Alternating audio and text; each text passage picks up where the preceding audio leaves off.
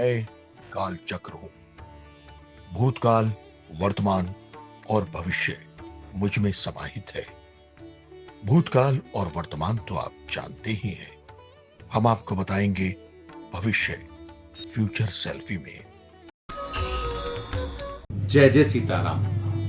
भारतीय संस्कृति में ज्योतिष को वेदों का तीसरा नेत्र कहा जाता है। हमारे विज्ञान ज्ञान के अंदर ज्योतिष का एक विशेष भाव है और उसी के अनुसार जब कोई बालक जन्म लेता है तो उसकी कुंडली बनाई जाती है। ये कुंडली उसके जीवन के लिए एक महत्वपूर्ण पार्ट अदा करता है, क्योंकि नक्षत्र ग्रहों की एक अपनी स्थिति होती है और हर एक नक्षत्र के अंदर उसका विधान क्या होता है, उसका फलित क्या होता है, ये विशेष होता है। तो इसलिए अपने जीवन के अंदर कुंडली की एक विशेषता होती है, क्योंकि एक विज्ञान है, ज्योतिष एक विज्ञान है और सेल्फी फॉर्च्यूनर इस काम को कर रहा है। मैं उसके प्रति शुभकामनाएं भेजता हूँ जो इसी प्रकार से भारतीय संस्कृति के ज्ञान विज्ञान का प्रचार प्रसार करते रहें। पुनः सभी को बहुत बहुत शुभकामनाएं इस कार्य के लिए और एकता जी को भी बहुत बहुत शुभकामनाएं। जय जय सीताराम। नमस्कार दोस्तों, आज हम चर्चा करेंगे कुंडली के मिलान की। कुंडली क्यों मिलाई जाती है और कुंडली मिलाने का लाभ क्या होता है। वैसे तो भगवान राम और सीता जी की जब कुंडली मिलाई गई तो उसमें 36 के 36 गुण मिले। 36 गुण मिलने के बाद सीता जी को क्या मिला? विवाह का सुख नहीं मिला। पहले वनवास, वनवास के बाद अपहरण, उसके बाद वापसी, वापसी के बाद राजघराना और उसके बाद फिर वनवास और अंत में एक इस यात्रा के साथ दुखद अंत कि सीता जी धरती में समा गई। लेकिन इसके साथ साथ अगर आप कुंडली मिलाते हैं तो आपको सब कुछ ज्ञान होगा। ये जो ज्ञान है ये थे, लेकिन ये कर्म फल भी थे। इसलिए आपको आपके कर्मों का फल भी मिलना है, लेकिन कर्मों के फल के लिए आपको पता होना चाहिए कि किस कर्म का क्या फल मिलना है। ये कुंडली से ज्ञान होगा और कुंडली बनवाने के लिए आपको किसी ना किसी ज्योतिषी के पास जाना पड़ेगा। आप अपनी कुंडली बनवाइए और कुंडली बनवाने के बाद हमसे पढ़वाइए। और अगर आपके पास बनाने वाला नहीं है तो कुंडली हमसे बनवाइए। स्क्रीन पर हमारे नंबर आ रहे हैं। हम आपको कुंडली बनाकर और उसके सभी दोषों के निवारण के बारे में भी बताएंगे, उपचार भी बताएंगे और आपके आने वाले सुखमय भविष्य के बारे में भी बताएंगे। हमसे बात करें, नंबर टीवी स्क्रॉल पर है। नमस्कार साथियों, फ्यूचर सेल्फी के एक नए कार्यक्रम में आप सभी का स्वागत है। आप सभी लोग जिस जोश और खरोश के साथ अपनी कुंडली बनवा रहे हैं और कुंडली के सारे दोष दूर करने के उपाय पूछ रहे हैं, उसे लेकर हमें बहुत खुशी है। आपकी कुंडली बनाकर आपकी समस्याओं को दूर करने का हमारा यह छोटा सा प्रयास अब हमें सफल होता दिख रहा है। बहुत से लोगों का कहना है कि उन्हें यह देखकर बहुत राहत मिल रही है कि उनकी कुंडली में कोई दोष नहीं है। कुछ लोग कुंडली के दोष देखकर परेशान हैं, लेकिन साथ ही उन्हें इस बात का भरोसा है कि उपाय करने से उनकी कुंडली के दोष दूर हो जाएंगे। एक बात हमेशा याद रखिए कि जीवन में स्थायी कुछ भी नहीं होता है। यदि आज दुख है तो कल सुख आएगा ही, और यदि आज सुख है तो कल दुख के लिए तैयार रहिए। जिन लोगों ने अभी तक कुंडली नहीं बनवाई है वह तत्काल अपनी कुंडली बनवा लें, क्योंकि जिस तरह किसी बीमारी का अधिक समय तक शरीर में बने रहना अच्छा नहीं होता, ठीक उसी तरह किसी दोष का अधिक समय तक हमारी कुंडली में बने रहना अच्छा नहीं होता। कुंडली बनवाने के लिए आपको क्या करना है आप जानते हैं। अपना फ़ोन उठाइए और अपने टेलीविज़न स्क्रीन पर स्क्रॉल कर रहे नंबर पर फ़ोन मिलाइए। फ्यूचर सेल्फी की टीम आपकी फ़ोन का इंतज़ार कर रही है। आज हम कुंडली मिलाने के औचित्य पर बात करने वाले हैं। वैसे तो अक्सर यह माना जाता है कि कुंडली विवाह के लिए मिलाई जाती है, लेकिन पंडित जी ने मुझे बताया कि कुंडली और भी बहुत कारणों से मिलाई जाती है। विवाह योग्य लड़की या लड़के के लिए यदि कोई रिश्ता आता है तो सबसे पहले दोनों पक्ष कुंडली मांगते हैं और उसे किसी अच्छे ज्योतिषी से मिलवाने के लिए भेज देते हैं। यदि कुंडली मिल जाए तो बात आगे बढ़ती है और यदि किसी वजह से कुंडली ना मिल पाए तो उस लड़की या लड़के से शादी का विचार एकदम छोड़ दिया जाता है। हमने यह तो जान लिया कि कुंडली क्या होती है और अब यह जानना है कि कुंडली मिलाई कैसे जाती है। आइए इस बारे में विश्व प्रसिद्ध ज्योतिषाचार्य पंडित यशपाल जी महाराज से बात करते हैं। पंडित जी, हमारे स्टूडियो में आपका बहुत बहुत स्वागत है। पंडित जी, हमारे दर्शकों को बताइए कि विवाह के लिए कुंडली क्यों मिलाई जाती है। ओम सर्वे भवन्तु सुखिनः, सर्वे सन्तु निरामया, सर्वे भद्राणि पश्यन्तु, माँ कश्चित् दुःखभाग् भवेत्। प्रिय दर्शकों, हमारा एक ही उद्देश्य है, सर्वे भवन्तु सुखिनः, सभी सुखी रहें, सभी अच्छा देखें, अच्छा करें, सभी की जो बुद्धि है वो अच्छी हो। तो यही कामना हम परमात्मा से करते हैं। आज बहुत अच्छा विषय है आप लोगों के लिए, क्योंकि जन्म कुंडली अगर अच्छे ज्योतिषाचार्य से आप नहीं मिलवाते हैं, कई बारी क्या होता है कि बहुत अच्छे अच्छे रिश्ते हाथ से निकल जाते हैं, क्योंकि जिनको पता है 1, 4, 7, 8, 12 स्थान पे मंगल के होने से मंगली दोष बनता है, तो वो क्या करते हैं, तुरंत रिश्ते के लिए मना कर देते हैं कि ये रिश्ता नहीं हो सकता।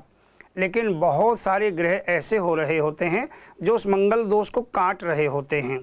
गुण भी मिला करके देखे जाते हैं, गुण कितने मिल रहे हैं व्यक्ति के, फिर मुख्य चीज़ें जो मिलाने की होती वो सारी कुंडली बनने पे ही मिलाई जा सकती हैं। इसलिए आपकी कुंडली का सही होना बहुत ज़रूरी है।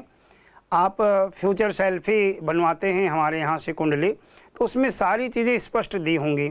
आपका कौन सा वर्ण है, आपका कौन सा गण है, आपका वश्य कौन सा है, तारा दिन क्या है और योनि कौन सी है, गण कौन से हैं, भकूट कौन सा है, नाड़ी कौन सी है, ये सारी चीज़ें जब बना कर के दी जाएंगी तो उस समय आप जब कुंडली को मैच करवाएंगे तो ये सारी चीज़ें मैच करके देखी जाती हैं।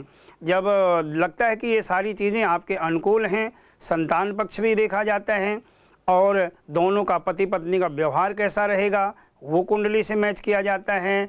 फिर भाग्य दोनों का कैसा रहेगा, कहीं ऐसा तो नहीं भाग्य को लेकर के बाद में प्रॉब्लम आने वाली हैं, तो वो चीज़ें भी मिला करके देखी जाती हैं।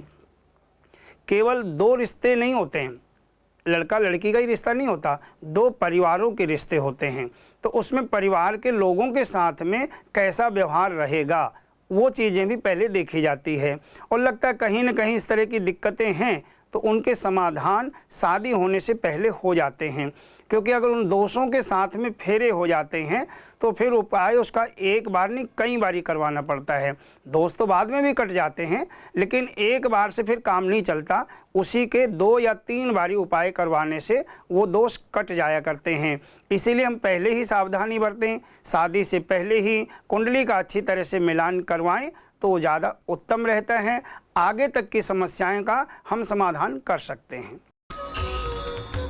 पंडित जी, जब भी कुंडली मिलाई जाती है तो अक्सर सुनने में आता है कि 18 गुण मिल गए या 20 गुण मिल गए या 15 गुण मिल गए, तो ये गुण क्या होता है और इन्हें कैसे मिलाया जाता है? जी हाँ, क्योंकि पूरे जो मिलाकर के देखे जाते हैं 36 गुण होते हैं और 36 में से 18 का होना ज़रूरी होता है। जैसे कि बच्चे ने परीक्षा दी है और उसमें एक सीमा रखी गई, इतने अंक तो पास होने के लिए ज़रूरी हैं ही, उसके बाद जितने अंक होंगे उतना ज़्यादा अच्छा माना जाएगा, ग्रेड के रूप में दिया जाता है। फिर तो वैसे अगर 18 गुण मिल रहे हैं और कुंडली दोनों की अच्छी मैच कर रही है, संतान सुख भी ठीक है, कलत्र सुख भी ठीक है, भाग्य स्थान भी ठीक है, आय का स्थान भी दोनों का मैच कर रहा है, अगर ये चीज़ें अच्छी मैच कर रही हैं तो 18 गुण भी बहुत होते हैं। और अन्यथा 36 गुण भी किसी के मिल रहे हैं और कुंडली अच्छी मैच नहीं कर रही है तो फिर निश्चित रूप से प्रॉब्लम आएगी। गुण तो आपके मिल गए, लेकिन और चीज़ें हैं, जैसे धन भाव है, धन भाव के दोनों के स्वामी आपस में मैच नहीं करते हैं। धन स्थान यानी दूसरा स्थान, दूसरे स्थान के मालिक एक के तो शनि हैं और एक के सूर्य हैं, तो ये दोनों शत्रु हो गए।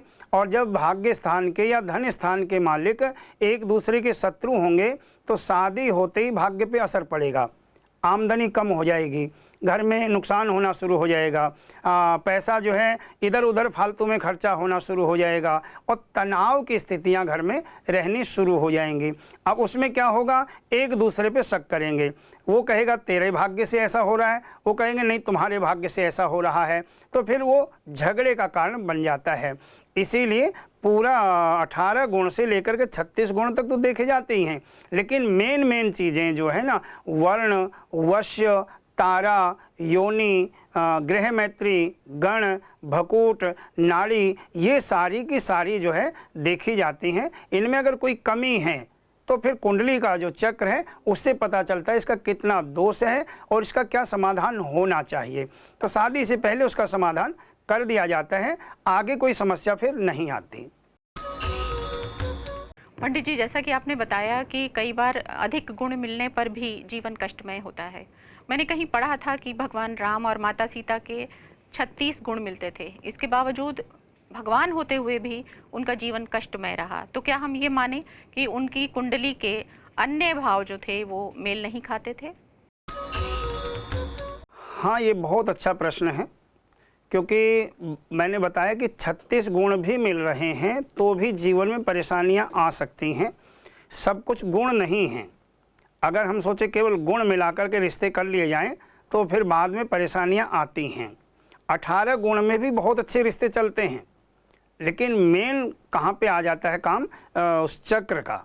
जो कुंडली बनी जिसे लग्न कुंडली बोलते हैं, दूसरी चंद्र कुंडली होती है। लग्न कुंडली और चंद्र कुंडली दोनों से ही मिलान किया जाता है। ऐसा नहीं कि केवल लगन कुंडली से ही मैचिंग की जाती है, उसमें चंद्र कुंडली को भी देखना होता है। अब इसमें क्या है कि माँ सीता की कुंभ राशि बनती हैं और भगवान राम की तुला राशि बनती है। तुला और कुंभ राशि के जो मालिक हैं शुक्र और शनि हैं। कुंभ राशि के मालिक शनि हैं और तुला राशि के मालिक शुक्र हैं। इनका परस्पर आपस में मेल अच्छा नहीं माना जाता है। तो यहाँ पे क्या हुआ, गुण तो बहुत अच्छे मिले, लेकिन जो है राशियों के स्वामी की मैचिंग नहीं हुई आपस में। और भी कई कारण हैं इसमें। भगवान जी की लीलाओं पे तो शक नहीं कर सकते, उसमें उन्हीं की लीला थी। और कहते हैं यश अपयश, हानि लाभ, जीवन मरण, ये सारी चीज़ें विधाता के हाथ में हैं। तो विधाता ने वो अपनी लीलाएं की हैं, लेकिन वास्तविकता क्या है कि गुण ही सब कुछ नहीं है। कुंडली का सही मिलान होना बहुत ज़रूरी है। जब कुंडली का पूरी अच्छी तरह से मिलान किया जाता है तब कहा जाता है इस रिश्ते को कर सकते हैं अथवा नहीं कर सकते हैं। अगर लगता है कि बिल्कुल भी गुंजाइश इसमें नहीं दिख रही है तो ज्योतिषाचार्य का कर्तव्य होता है वो बिल्कुल साफ और स्पष्ट करके मना करें, दबाव में ना आए। कई बारी ज्योतिषाचार्य या अथवा ब्राह्मण दबाव में आ जाते हैं। सामने वाला कहता है जी नहीं, हमें तो ये रिश्ता बिल्कुल ही पसंद है और इसमें आप बिल्कुल बोलो कि हाँ ये हो सकता है, और वहाँ पर कई बारी ज्योतिषाचार्य दबाव में आकर के कह देते हैं हाँ हो सकता है। साल 2 साल बाद जब बच्चों को दिक्कतें आती हैं उसमें कहीं ना कहीं दोष के कारण वो पंडित जी भी होते हैं जो दबाव में आकर के हाँ कर रहे होते हैं।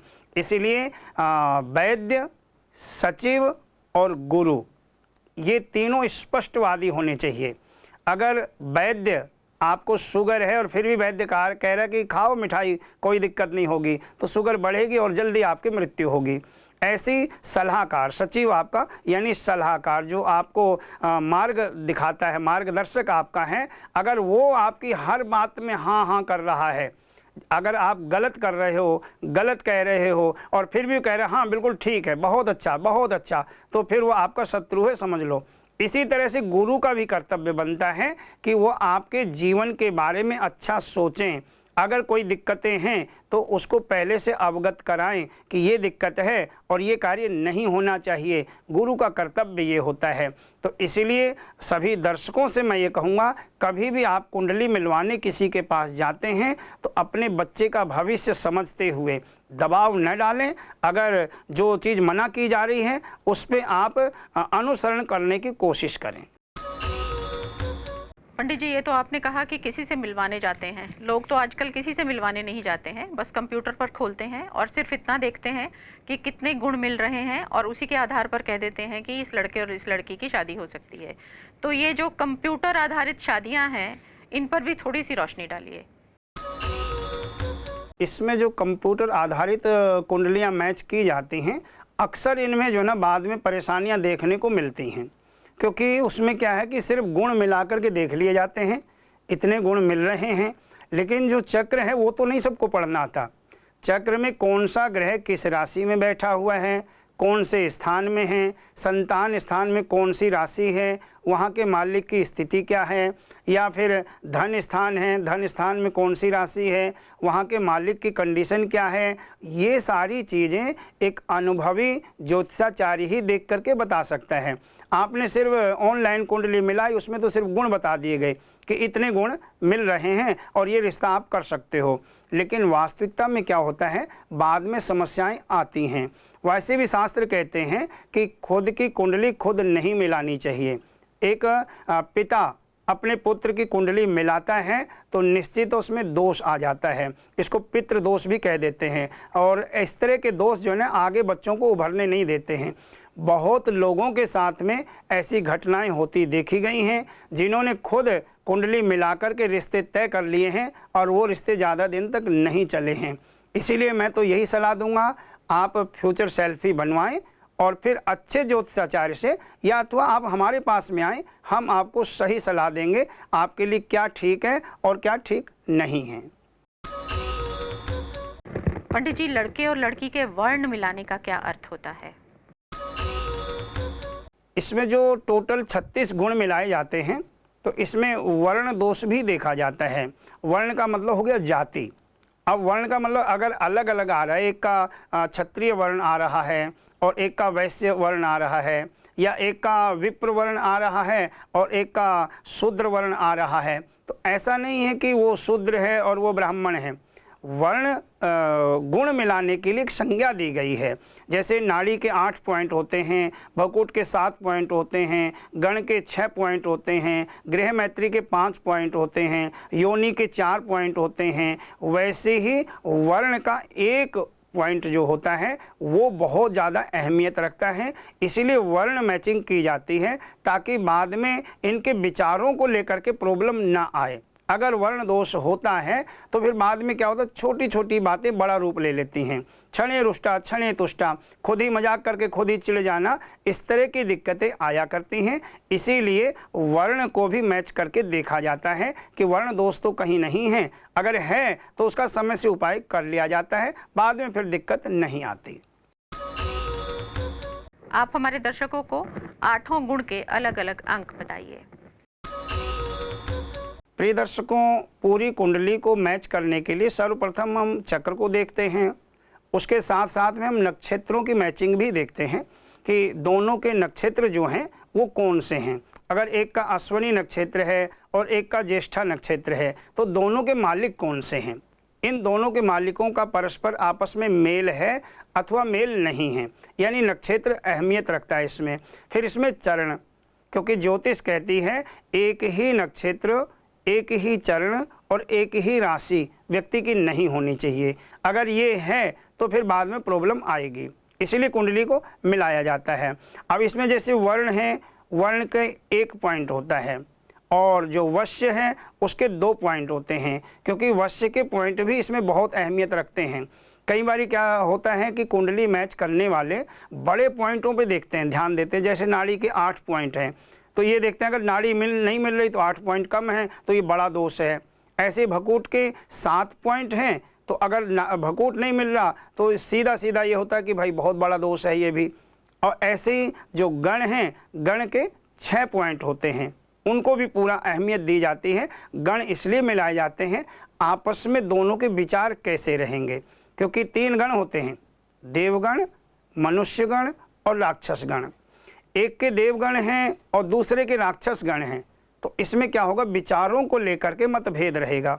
पति पत्नी के विचार अगर मैच नहीं करते हैं तो फिर बहुत सारी समस्याएं जीवन में बनी रहती हैं, क्योंकि कोई भी किसी ने बात कह दी तो आपने सुन ली और जो है मनमुटाव होना शुरू हो गया। तो इसीलिए गण दोष को भी विशेष कर से देखा जाता है। भकूट विशेष करके स्वास्थ्य के लिए देखा जाता है और परिवार के लोगों के साथ में आपके विचार कैसे रहेंगे ये भी भकूट दोष से देखे जाते हैं। नाड़ी विशेष करके संतान के लिए देखते हैं अथवा फिर रोग से संबंधित स्वास्थ्य कैसा रहेगा। अगर नाड़ी दोष है तो फिर दोनों में से एक के स्वास्थ्य को लेकर के प्रॉब्लम बनी रहेगी।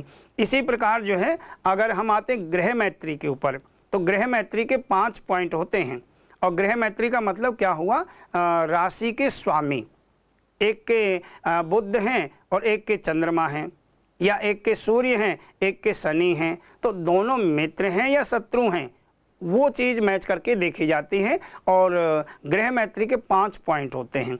आपस में परस्पर ग्रह स्वामी मैच नहीं कर रहे हैं तो फिर 5 पॉइंट आपके कम हो गए। इससे क्या होगा कि एक दूसरे पे घरों को लेके ताने मारे जाएंगे। आपके मम्मी पापा ऐसे हैं, आपके माता पिता ठीक नहीं, आपके भाई बहन ठीक नहीं हैं, मतलब ये भी क्लेश का कारण बनता है व्यक्ति के साथ में। और सीधा सीधा भाग्य के ऊपर इसका असर पड़ता है ग्रह मैत्री का।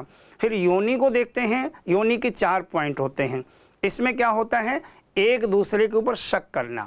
अगर योनि दोष है तो फिर एक दूसरे पे शक करेंगे। शारीरिक संतुष्टि दोनों को नहीं होती है योनि दोष होने पे, और वो फिर एक दूसरे पे शक करेंगे, तुम वहाँ जाते हो, तुम वहाँ जाते हो, तो ये भी कहीं न कहीं फिर जीवन में परेशानी का कारण बनता है। इस प्रकार सारी चीज़ें मैच करके टोटल 36 गुण मिलाए जाते हैं और मेन चक्र मिला करके व्यक्ति के बारे में बताया जाता है ये रिश्ता ठीक है अथवा ठीक नहीं है। तो आज का कार्यक्रम हम यहीं समाप्त करते हैं। 26 अगस्त 2025 भाद्रपद शुक्ल पक्ष तृतीया तिथि और मंगलवार का विशेष राशिफल। मेष राशि वालों के लिए आकस्मिक धन लाभ होने की उम्मीदें हैं। दुर्गा जी के 32 नामों का पाठ करना चाहिए। वृष राशि, सेहत की समस्या दूर होगी, धन लाभ के संकेत मिल रहे हैं और हनुमान जी की चालीसा का पाठ आपको करना चाहिए। मिथुन राशि, परिवर्तन का योग बन रहा है। दुर्गा जी की कृपा से आपके कार्य सिद्ध होंगे। हनुमान चालीसा का पाठ आप जरूर करें। कर्क राशि, करियर की समस्या खत्म होगी। शनि चालीसा का पाठ करने की आवश्यकता है। सिंह राशि, कहीं घूमने का योग बन सकता है। ओम गंग गणपते नमः भगवान गणेश जी के इस मंत्र का जाप करें। कन्या राशि, महत्वपूर्ण कार्य बन सकते हैं। हनुमान चालीसा का पाठ करने से ये कार्य आपके और जल्दी सिद्ध होंगे। तुला राशि, देश विदेश से शुभ समाचार मिलने की उम्मीदें हैं। सफ़ेद वस्तुओं का आज आपको दान करना चाहिए। वृश्चिक राशि, कहीं घूमने का योग बन सकता है। भगवान गणेश जी की कृपा होगी। ओम सिद्धि विनायकाय नमः इस मंत्र का आप जाप करें। धनु राशि, भूमि वाहन आदि के बारे में अगर सोच रहे हो समय अच्छा है और महिलाओं को मनपसंद वस्तु मिलने के संकेत हैं। दही का दान करना लाभप्रद रहेगा। मकर राशि, नए विचारों का उदय होगा। व्यर्थ भ्रमण से बचें, चोट लगने की संभावना हो सकती है। ओम घृणी सूर्याय नमः इस मंत्र का जाप करें। कुंभ राशि, किसी से विवाद हो सकता है। मानसिक तनाव का योग है। ओम ऐं ह्रीं क्लीं चामुंडायै विच्चे इस मंत्र का जाप करें, आपका बचाव होगा। मीन राशि, दोस्तों के साथ यात्रा के अवसर बन रहे हैं। गायत्री मंत्र का जाप जरूर करें। जय श्री राम।